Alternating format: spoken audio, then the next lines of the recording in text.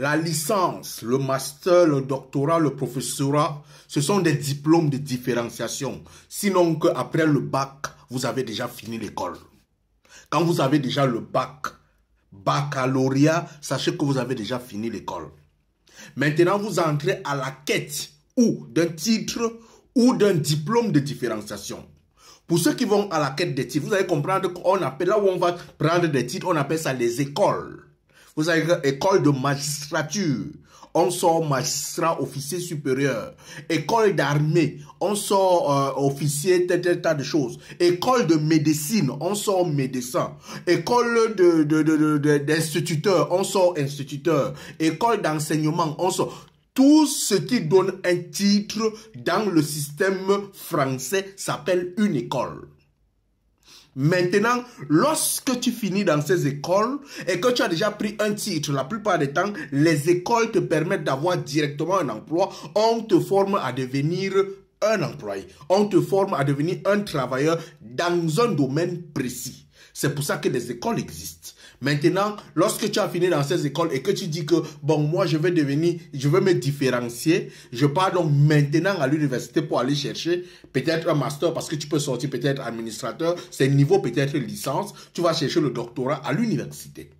Mais aller à l'université n'est pas obligatoire. Il faudrait qu'on dise ça à la jeunesse. Aller à l'université n'est pas obligatoire. C'est un choix. Ne partez pas à l'université parce que vous voulez fuir le chômage au quartier. Beaucoup de jeunes vont aujourd'hui dans les universités parce qu'ils veulent fuir le chômage au quartier. C'est pour ça que je parle après le bac. Il faudrait asseoir l'orientation scolaire de l'enfant. Tu as déjà le bac, tu as déjà la capacité de devenir riche. Tu sais déjà comment on compte l'argent. Tu sais déjà comment on résout les problèmes. Et celui qui a pensé le bac l'a pensé à 18 ans. Lorsque vous regardez 18 ans, on dit que c'est l'âge où le parent se libère de son enfant. Donc, après tes 18 ans, décide que le parent qui aime son enfant lui donne une orientation de vie. Il peut investir un capital sur lui, il commence à devenir riche. Il peut le payer des écoles, il prend un titre. S'il l'envoie à l'université, il va juste chercher la différenciation. Mais la plupart des temps, même dans les emplois, on va presque le recruter pratiquement au même titre que celui qui a le bac.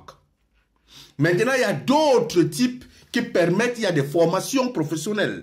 L'enfant va peut-être avoir le bac, tu peux l'envoyer aller faire chaudronnerie, tu peux l'envoyer aller faire soudure, tu peux l'envoyer aller faire ceci. Ce n'est pas une perte de temps.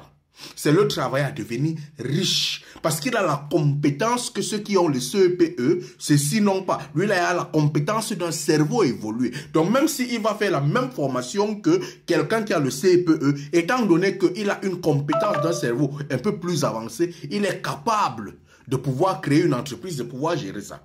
C'est pour ça que moi, personnellement, je propose aux jeunes qui viennent d'avoir le baccalauréat, l'orientation professionnelle, l'orientation académique, l'orientation d'affaires. Parce que ça ne sert à rien de payer 2 millions, 3 millions, 4 millions dans les universités. Après, vous venez rester au chômage. C'est très inutile. Ou sinon, vous partez payer des écoles, vous passez le temps là-bas, 5 ans, 6 ans à l'université. Vous sortez de là avec un titre, après vous restez au chômage. Surtout dans quelle matière? On en parlera pour le futur. Allume ton cerveau, mon frère.